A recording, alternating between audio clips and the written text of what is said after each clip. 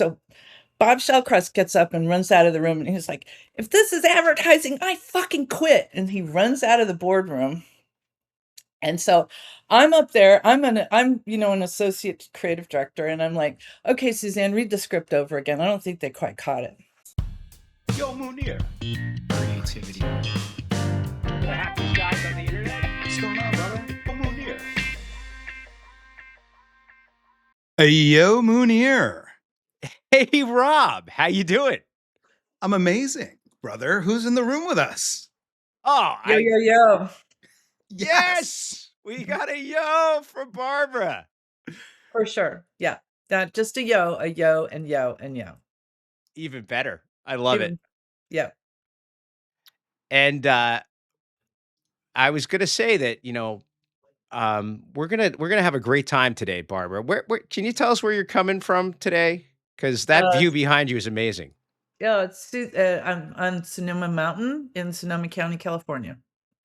Sonoma Mountain means that we're gonna talk about wine with our creativity, I think. Creativity with a side of wine. Yeah. Which part is it? The side of creativity, whichever comes first. Right. That's what I was wondering. And is the creativity an output from the wine? Mm-hmm. Could be all of the above. We're gonna find out. Yeah, we'll find out. So, Rob, what are we doing here today? Well, thanks for asking, Munir. Let's welcome everybody to the show, eh? Yeah, how about welcome. Yeah. Welcome to Yo Munir, a show celebrating practice and creativity, hosted by the happiest guys on the internet. I'm Rob Haddad, a former producer and director who spent his career in sports, media, and technology. And I'm Munir Haddad, co-founder of award-winning advertising agency Kiosk and a firm believer in stakeholder capitalism. On today's show, we're welcoming a very special guest, Barbara Gorder. Today's guest is someone who's been solving marketing problems at the highest level for over 3 decades. Barbara cut her teeth at the legendary Leo Burnett in Chicago, where she rose to senior vice president working on brands you've definitely heard of: Reebok, General Motors, Procter & Gamble, Hallmark, Toys R Us. We're talking Super Bowl commercials. We're talking Cannes Lions and TV campaigns that sold out ToysRUs.com 6 weeks before Christmas. And full disclosure, that's also where she and I first crossed paths back in the day. Since leaving Burnett, Barbara has spent more than 20 years bringing Fortune 500 marketing firepower to entrepreneurial brands, building virtual teams, serving as CMO for companies like Wave Hello and SommSelect, where, fun fact, she hired a scrappy little agency called Kiosk to help build out the brand. So this is a little bit of a reunion episode. These days, Barbara is on a mission to save the wine business. She's the managing partner of the Direct-to-Consumer Wine Symposium, the country's largest DTC wine conference, which she's helped lead for 16 years, and is working to make direct-to-consumer wine legal in 48 states. We're still working on Utah and Delaware. She's a problem solver, a creative at heart, and a certified wine expert. Please welcome to the show, Barbara Gorder. Yes. Thank you for the lead up. I really appreciate it. And it's really fun to be with you again, Munir, and and meet you, Robert. Very nice. All together. So I appreciate Thank that. you. Thank you. Thank you. Exciting. Yeah, definitely. So we love to learn about our guests, and we'd love to learn a little bit more about you. Like, where did you grow up? I was born in the Okefenokee Swamp in Valdosta, Georgia. I'm the daughter of the guy that wrote the white paper for Top Gun. So my father was a naval aviator. And so I grew up mostly between La Jolla and Alameda, California, and with tours of duty in the Pentagon a couple of times. So we followed Dad, and that was how it worked. And that was the whole, going between duty and touring California or touring the country and seeing family. That was our vacation. Yeah. You are not the first guest we've had who is creative that grew up in a military family. Yeah, it teaches you to be fearless I mean, honestly, it's like, it's how you meet people. I was just never afraid of a CEO. I was never afraid to meet a client. I was never afraid to interface with people. And I think it's very helpful from a sales perspective as well as a creativity perspective. Wow. I wonder, what were some of the things that you would do to assimilate to a new place, and also things that you would lean on to kind of make you feel comfortable?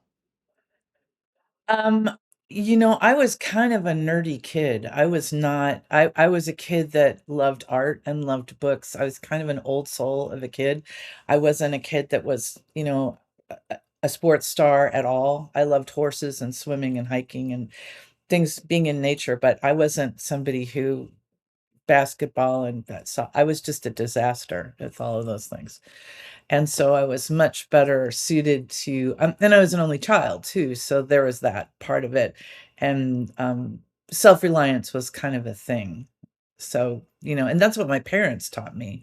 It's like it's dad's job to like go enforce policy. It's your job to go to school and be successful. And so it was kind of almost like it was a job to do. It was not casual. I didn't grow up with, oh gee, I've known these people for 10 years, with lots of family around. So you had to go out, and if you were going to have somebody to have lunch with, you had to go meet them. Yeah. Right. So is that where art played a role then, where can you say more about that?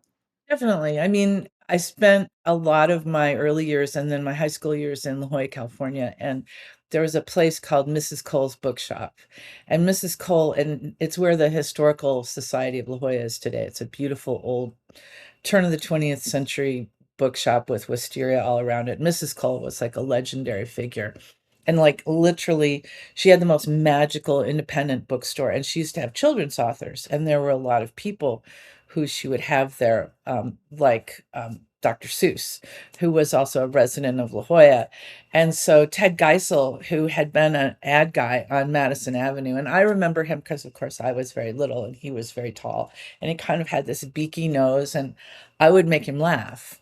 And so that's so children's books, and we got to like Misty of Chincoteague and Island of the Blue Dolphins, and I got to meet all of those people because Mrs. Cole had a salon for kids of book authors, and my mother took me there, and so that was sort of how I started getting interested in reading and ideas and that kind of stuff.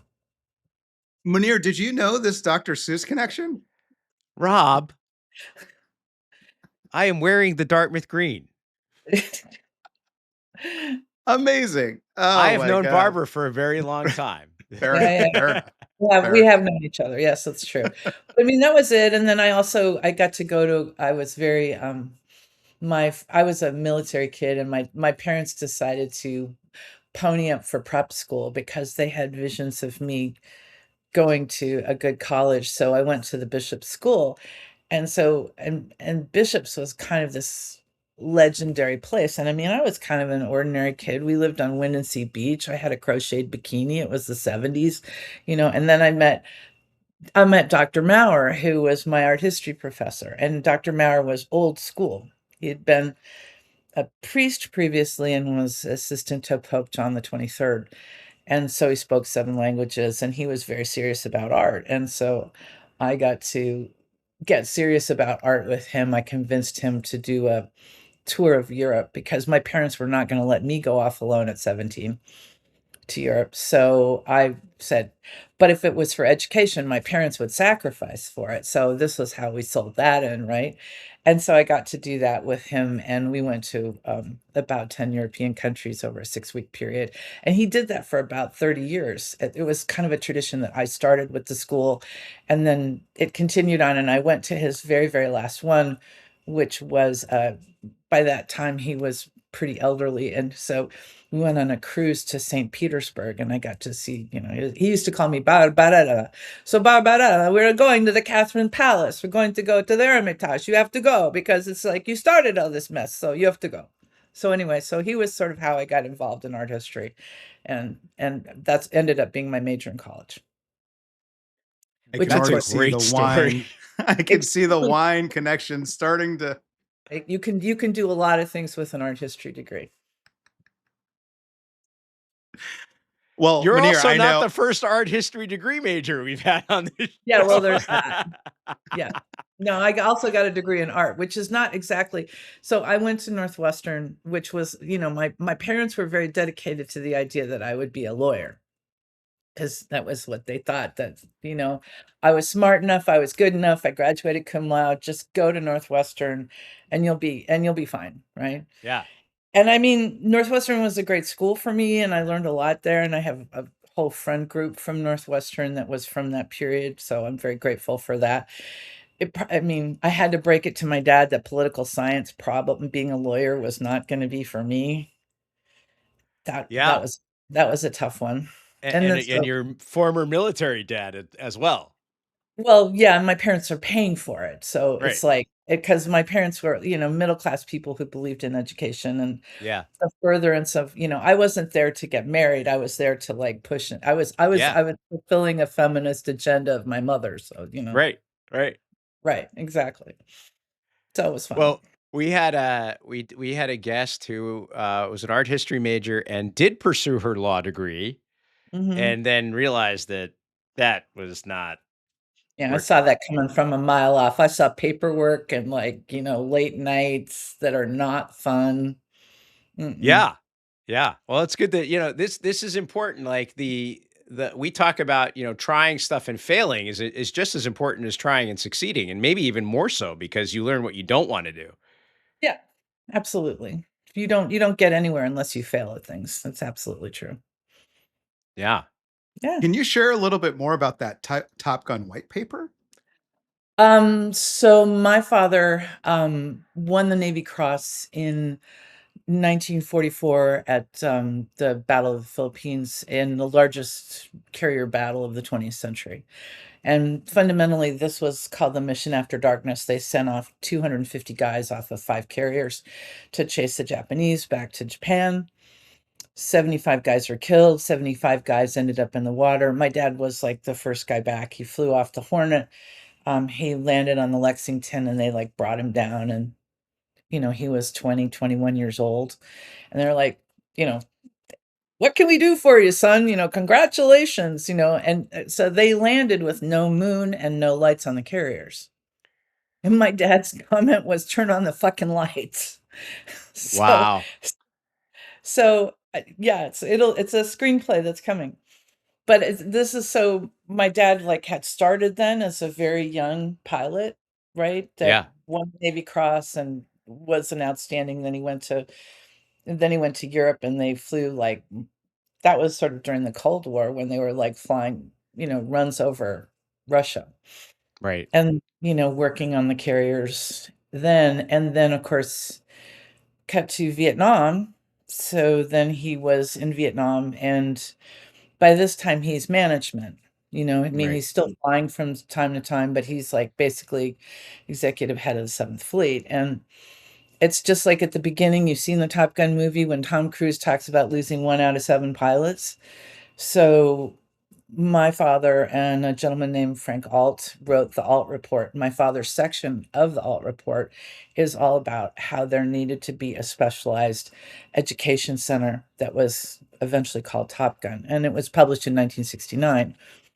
And so this was how Top Gun came to be, was kind of my dad, had this idea of how they had to change the aircraft, change the education, because they weren't teaching dogfighting anymore. And Right. so that was my father's. So, my father came home. My father retired really early because he had spent 13 years at sea. He retired Yeah. at 52. And so he and my mom like went through 3 Volkswagen vans, and they traveled all over the country. And believe me, my father was a Republican who, was from a very conservative family, was no hippie.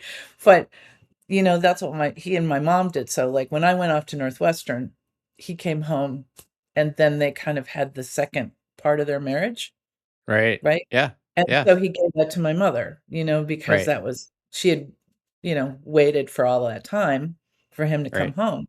And Right. they were married for 64 years. So, I mean, and then finally, by the time he's in his 80s, I have enough money to like buy a condo in Carlsbad, and that's where they lived for the remainder of their lives. Oh, that's incredible. Yeah, Great but I mean, story. my dad, like, came home and he didn't, my dad really never talked about it, and it was like there was hairy shit, I mean, over and over and over again, and I was telling somebody the story the other day. It's like things that were normal for me were not normal for other people. Right. Like, I mean, somebody died and people died all the time, and my mother and I would go to the house with the minister or the chaplain. There's a great wine story about this too. I met Toby Turley from Duclos Cellars, which is up in Walla Walla, Washington. So I met her during COVID online on a wine social media site. Yeah. So she and her husband had just bought 10 acres in the Rocks District. And I said, listen, I'm a consultant. I know what I'll give this to you free. It was like that time, the very beginning of COVID, where they had put all this money into this Airbnb and wine business. And what the hell was anybody going to do? And I said, I'll do this for you. Don't worry, don't pay me. Yeah. And so we had like a 3-hour meeting, and I sent her some notes, and this is how you should set up virtual tastings. So then she sent me back a box with her wines very kindly, and I pull one out, and the name of it is Call Sign. And so what call sign is like what you're called as an aviator and her dad was about 10 years younger than my dad. And so now my dad's call sign is on her label. Oh, that's amazing. So anyway, so that's a kind of an introduction to wrap it into wine, and because the wine world is really, really small, and how Yeah. you meet people is so very few people grew up like Toby and I did, like being daughters of aviators, because you're Right. like, it's a very it's a macho jock thing, and dad's not around a lot. And my mom was like, she handled everything. And back in those days, there was no cell phone. She did everything from buy the car to mow the lawn to make every decision in the family. So it was like, it was growing up different. Yeah. With the uncertainty associated with your husband being in theater and in war Yeah. zones too. She took it all in stride, and like dad was always going to come home, and he always did. Yeah. Yeah, I mean, you kind of have to have that blind faith of like, when I asked my father one time, I asked my father, I asked him two questions. I said, what was the scariest time for you? And he goes, at the very end, in my very last tour of Vietnam, when I was picking up Marines off the beach, I didn't think I was going to get home because they had mined the harbor. And I said, I said, when you flew off the carrier in the Mission After Darkness, I said, why did you do that? You didn't have enough gas to get back. You only did it because you could get up as high as you could with the Mustang and drift on the wind and then land on the second carrier. And he goes, well, I knew Admiral Mitchell would come out and pick me up. Can you Wow. imagine that kind of faith that today people don't have? That kind of faith. Right. It's a different generation. Yeah. Yeah. Yeah. I got chills. Deserves Yeah. a pause.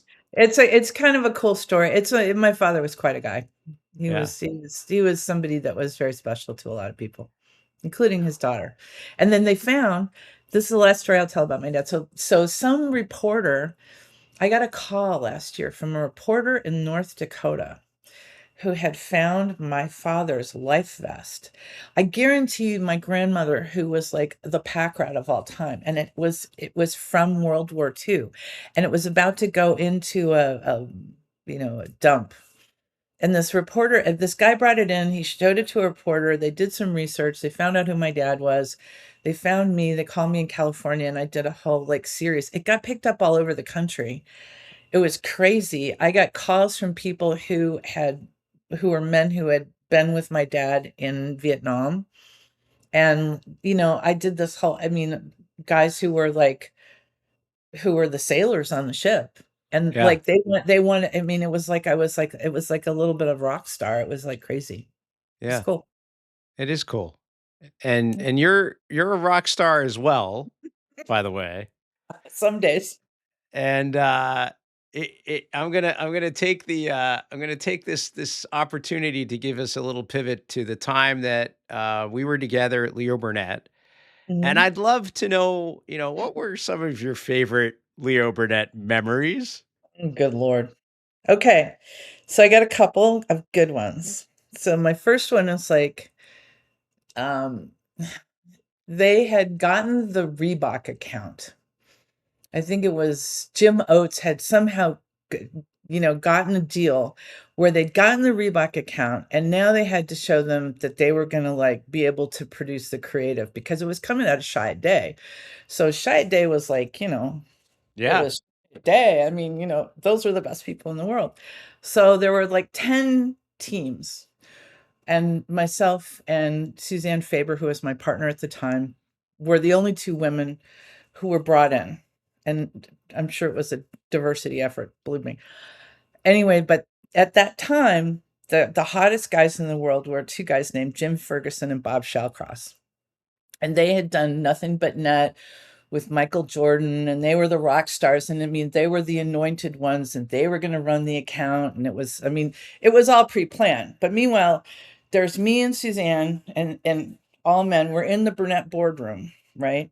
And so we present creative that is one of the pieces was based on the Molly Bloom speech from Joyce's Ulysses, which it's esoteric, but it was about the value of sports and the value of love in sports and making it different and more poetic. So Bob Shellcrest gets up and runs out of the room, and he's like, if this is advertising, I fucking quit. And he runs out of the boardroom. And so I'm up there, I'm an associate creative director, and I'm like, okay, Suzanne, read the script over again. I don't think they quite caught it. So anyway, Marianne Quick is my boss, and Marianne stood behind us, and Marianne was prim and proper, and she ran P&G like a fucking, machine. And she was very soft-spoken, very Velvet Hammer, and she's like, I think that that's really quite an idea, gentlemen. So anyway, so long story short, we get into the meeting. It's still set up for Ferguson and Shellcross to win. And so Dave Ropes was the client. He was a former, by the way, uh, helicopter pilot from Vietnam. He was the CMO. So we're put in the middle. Munir, you know enough about it. Like, you either want to be at the very beginning or the very end of the presentation, right? And so Suzanne and I get up, we do our thing, we present, and it had been kind of rocky, it had been bad for us. So anyway, so they go all the way through. Shallcross and Ferguson present, and ta-da, it's Shallcross and Ferguson is the recommendation, right? And Dave Ropes looks around the room, and he goes, well, that's fine, but where are those two girls? Could you get them back up here? And it was like, so anyway, so we go back up. Long story short, we win. And so then I've got like the chairman of the board and like the chief creative officer at the time was Bob Welke coming down to my office and they said, would you like them to apologize? Because we can make that happen for you. And I don't really think so, because it was so great to just watch them go. So that's my first Reebok story. So my second Reebok story, which follows on soon after that, because so we get to do the brand campaign, we're doing the whole thing, blah blah blah. And we're going to present this to a client meeting in the Bahamas with Jim McNitt. Does that name ring a bell? Does? Jim McNitt was a tennis star, which was his claim to fame, which should say oceans about what his ability was as an account guy. Okay. So we're at O'Hare, we're ready to fly to the Bahamas, and there's Rob Welke, and they won't let him on the plane because he doesn't have his passport. And so there's me, there's Suzanne, there's Jim McNitt. Okay, so and this is where Bob Welke turns to me and he goes, this is where you learn to make the big bucks, kid. I swear to God, that's what he says to me. All right. So we get on the plane. Now realize that it's 8:30 in the morning. We're in first class. It's important to understand at this point that Jim McNitt and Suzanne do not like each other. They are in disagreement about the final tagline that we are going to present to the client, even as we are on the plane flying to the Bahamas. And the other thing is Suzanne is a fearful flyer and really doesn't drink. She's almost a teetotaler, but in order to be on the plane, has to drink a fair amount of scotch. My So God. so anyway, I get them separated and Suzanne's like downing drinks. Anyway, long story short, I turn to McNitt because I'm the practical one here. You know what I mean? This is like, okay, and this is do or die. This is a multi-million-dollar account, and I'm about to show all of this stuff to the client for the first time. So you can understand what the pressure is here. So I turned to McNitt and I said, "Where's the meeting?" And he said, "I'm going to have to call my secretary when we get to Miami. Bob had all that stuff." That's an account guy? That's the account guy. For real. Okay. So You have one job. What's your to know where the meeting is. Yes. Yeah, and And I carry the said, bag. I in the asked Bahamas? in the Bahamas. We know because we're flying into an It's in the airport. Bahamas. It's in the same town. Okay. So the next thing that happens is I said, "Okay, you'll find out when we get to Miami." I said, "Tell me about who's in this meeting." And he goes, I said, "Tell me who's going to be there. Give me an idea of who is in the room and who am I talking to?" Yeah. This is my second question. He goes, "It's a small meeting. Don't worry about it. It's just the top people. It's not a lot of drama." He goes, "Some of this work has already been talked about and it's been sold in. Don't worry about a thing." I'm like, "Great." Okay, so what has been going on is because when you work on a sports account like that, there's soccer and baseball and football and outdoor bikes, and I mean, the whole panoply of different sports. We've just been working on the brand campaign, right? So Suzanne and I split up which sports we knew best because, she takes football because she went to the University of Michigan, so she understands how Let's football. go blue. It's literally, this is how I liked baseball. I understood baseball. I took the baseball spots. Soccer was kind of a problem. So we had to learn about, and then I'm talking to Jerry Miller. I'm like, "So then what happens with soccer?" I had no idea. I had to have Jerry Miller. I'm on a payphone in Miami. I had to have Jerry Miller explain to me how soccer worked. Remember the part earlier in our conversation about me not being a big sports person? The other thing that you have to know as I tell you the finality of the story is to know that I do not sing at any level. I don't sing in the shower. I don't sing it. I've sang and won at karaoke exactly once, and I was super drunk. So I don't sing. Okay, so McNitt figures out where we're going in the Bahamas.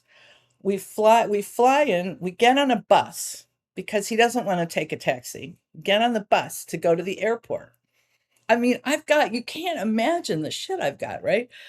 So we get there and Dave Ropes is at the door, and Dave Ropes is a comforting figure. And he goes, "Are you ready? It's a big room. Just, And so then the girl comes out from the hotel and she goes, "But there's kind of a problem with the AV because like it doesn't work." I walk in and there's 'Cause you're in the Bahamas. Right. There's 90 guys in this room. No women. It's all men. There's 90 people from all over the world. All over the world. They're from Europe and Africa and South America and God only knows where. And it's like, and we have to get up and present. Now, there are some key things that we have to present. Some of it's just regular storyboards. Okay, we can do that. And now we have Jerry Miller's guidance on the soccer, so I can figure out how to do the red card joke and whatever that is. So I've got all that going on. But there's a point where Tom and Nancy had done a spot that was about outdoor bikes. That was, it was called Meet the Flintstones. So it was about, it was all rock in cliffs. And it was done to the tune of Meet the Flintstones, which it kind of doesn't have an idea unless you can sing the song. So I had to sing the entire tune of Flintstones, Meet the Flintstones to an entire group of 90 men who are from sports from all over the world. Fucking sold it. I'm just saying. Anyway, so long story short, we have this amazing day. We sell everything. I mean, it's like, it's a rock and roll day, right? And And at the end of the meeting, now we have to go and figure out how we're going to get this volume of boards back to the agency, how we're going to start the production process, blah, blah, blah. And I'm on the phone with like Kevin in the mailroom. And like, I'm trying to figure out how to ship all these things and how to get it out of the Bahamas in a timely manner. And Jim McNick comes up to me and he goes, and it's like my wife's second cousin's funeral, and I have to go. And I'm like, what do you mean you have to go? And he goes, no, I really have to go. I have to leave for Illinois right now because I need to be back in time for the funeral. So you need to take the clients out. Right? No, this is all true. I swear to God. So me and Suzanne take out all of these guys to this like massive dinner and then go gambling with them until about 4:00 in the morning. And like everybody's having a great time. And I mean, it was really fun. And everything turned out fine. But I mean, I'm just like, I finally get back to Chicago and I'm in Bob Welke's office and he goes, I've looked at what your salary is and I'm giving you an immediate raise and here's $25,000. So anyway, so that was sort of the story. That's my good Leo Burnett story. I think I was going to say, what I'm thinking about without the AV working is that you have a laptop, you have slides. I'm guessing that's not necessarily the case here. No, this was physical storyboards. These were big, like 24 by 36, this is cardboard, baby. Yeah, because you got, I mean, even projectors were not that great at that time. It's the mid 90s. Yeah. Yeah. Amazing. So this is all physical stuff that you've gotten there. And those boards were big because you have to show it to a room. Because exactly. It's true. And then years later, the finality, the button on the whole thing is that years later, I'm in Cannes and I'm on a pier drinking rosé with like a friend of mine who's from New York, and he goes, oh, Barbara, he goes, have you met Jim Ferguson? And I said, why, indeed, Jim Ferguson and I have met. And so then he said something that is so vulgar, I actually can't repeat it. And I said, yeah, and right back at you, brother. OMG. He still was mad. He was still mad at the two girls that beat him. So anyway. And now wine is calling. And now wine is calling. Yeah. I guess after a career like that, it only makes sense. Yeah, Burnett was a really fun place, and I mean, this, Munir. I mean, like it's kind of the Burnett diaspora. I mean, you, Lane, Hugh and I mean, we've all worked together in various ways and shapes and forms. Rashad Tabakawala. I mean, all of us who were there was something that was very magical about that period of time that was there. There was a really, really amazing group of people, both creative people, media people, account people. There were a lot of very talented people. Couldn't agree more. And it was a little golden age. I mean, it wasn't like the 60s, 70s, but it was a little golden age. And we did great work and worked hard together and had a lot of fun together. Yeah, it's true. But you were talking about sipping rosé on a pier, so I think wine is a good, interesting transition. Well, I mean, yeah, I mean, we had expense accounts too.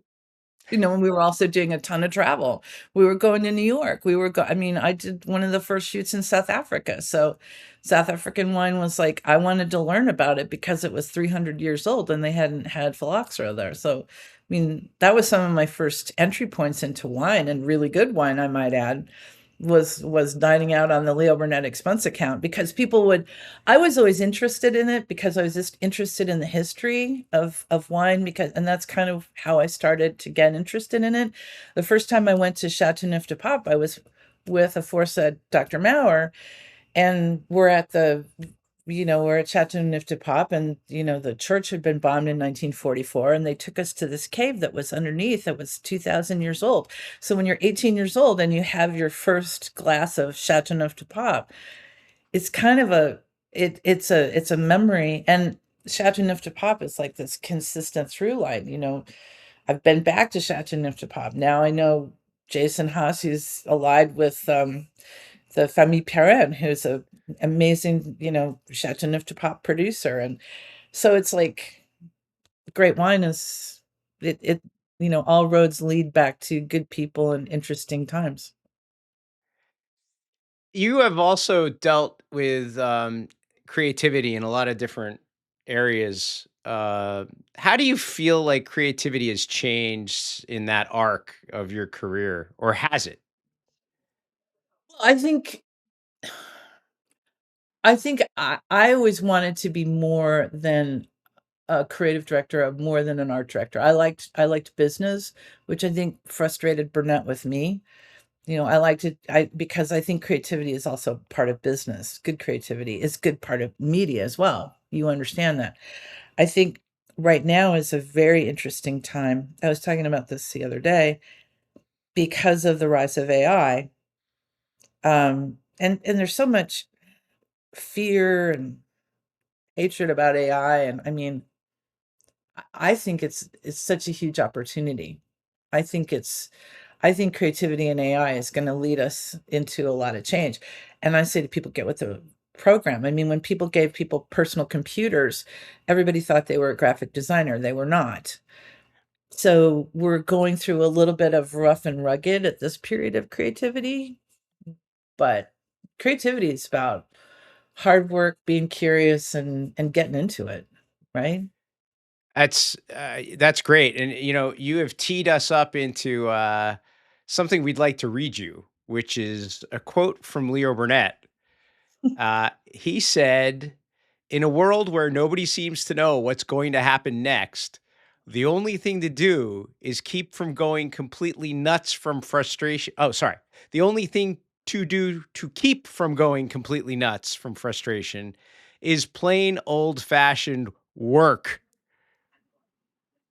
Yeah, of course. I mean, of course that's right. I mean, and be a woman and be in the 90s and in the 2000s in an agency, and you had to work harder and you had to be better than Yeah. anybody else. And you weren't going to get the credit, and sometimes your boss is going to get the credit, but you had to. I mean, I don't know, pretty much everything I've ever done is like really hard work. So Yeah. it's not just like showing up and being groovy. It's it's like you have to have the idea, and then you have to have the power and the belief in yourself to sell it in. Well, and that, you also talked about as new technology comes in, the capacity to actually do the work to learn the technology, but not be afraid of it. And then the connecting of the dots that you have always done, and which is why, as account people, we loved working with you because you did think about the business. Mhm. You could be phenomenally creative with your solutions, but your solutions were in the constraints of, oh yeah, by the way, I'm also going to sell shit. Well, yeah. And And that's what the wine industry needs to be doing now. Exactly right, because they need to be a little bit less precious and more about the business of how are we selling this and how are we being with our consumers. And I was just on the Silicon Valley Bank with a broadcast on Tuesday with Rob McMillan, and we were doing the DTC report. And it was all about that because people need to focus on the consumer, not on what the winemaker wants to drink, which yeah, is sometimes an unpopular thing to say, but yeah, people want to do it.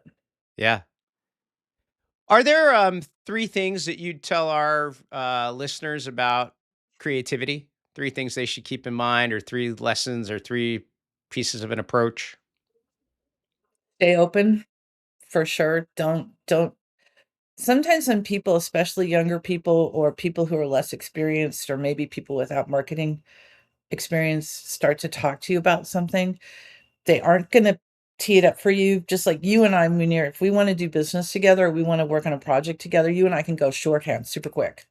But some younger people and some clients, you have to kind of pull it out of them. So stay open to what the idea is. Listen all the way to the end of the paragraph, right? I would say knowledge is power. I've always gotten a lot out of research and reading and just knowing about people. So that part of the curiosity and walks and showers. So you have to step away from the computer and go take a walk or take a hot shower or like go pet the dog or and then things just they all come together in the brain, right? They just do. The great pause. The pause. Yeah, that's when it comes. Love it. And we often we don't give ourselves enough time for that blank space and that opportunity, which is also why we love to have a wrap up of our episode talking about a mixtape. Okay. It's a mixtape, right? So that Yeah. says 100%. 90s mixtape. You better believe it. We know our audience. Yeah. And for, we given your experience and what you're doing now, we'd love to talk about songs that remind us of a nice glass of wine. Okay. What are 3 songs that remind you of a glass of wine? So you gave me this assignment, so I'm gonna go with 3. So Ripple is my favorite Grateful Dead song, and actually Ripple is not about ripple as in wine, it's about ripple on water, right?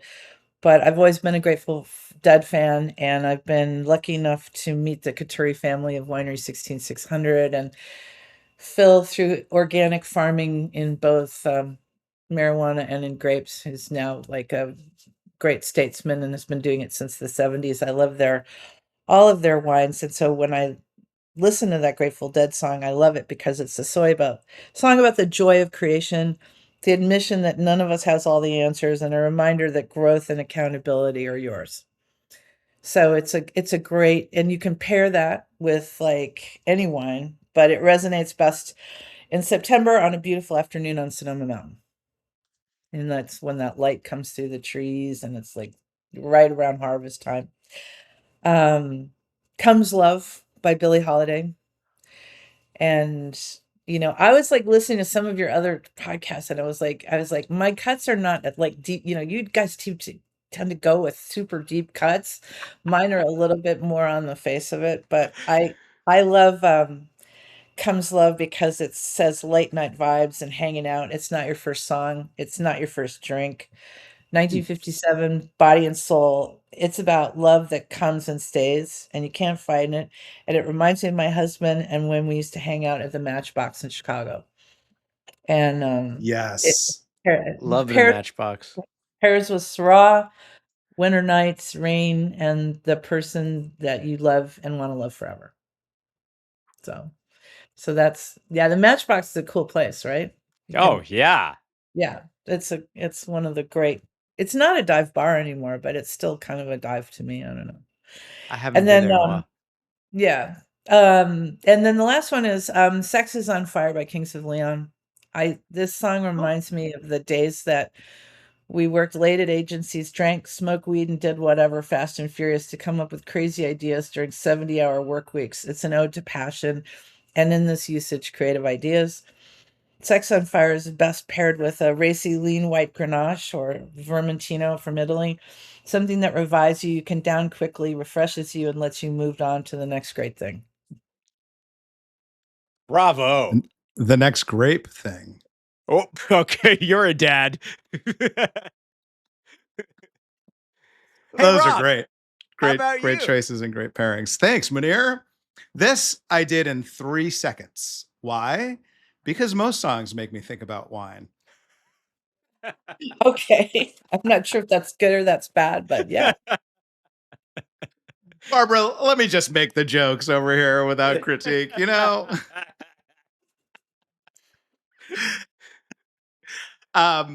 The first one is Billy Joel's New York State of Mind. The piano opening of that song it's like a fine red breathing. Really wonderful. I recommend it. One of the best George songs. Benson, Give Me the Night. Mm-hmm. And I chose it without even remembering this lyric, which is, a place to dine, a glass of wine, a little late romance, which is a very notable music lyric if you've heard the song. I just don't have a great memory. And then Nothing Even Matters by Lauryn Hill and D'Angelo. And you could really choose anything by Lauryn Hill or D'Angelo and have a great wine pairing. But when you have them both on the same track, we are really, really onto something. And even then, they say, I don't need alcohol. Your love makes me feel 10 feet tall. And we could do this without the wine. So those are my three. Wow, your research is good. I went with the vibes, more in the vibes area. I went with "You Go Down Smooth" by Lake Street Dive, which a nice Getting smooth. right down on it, Munir.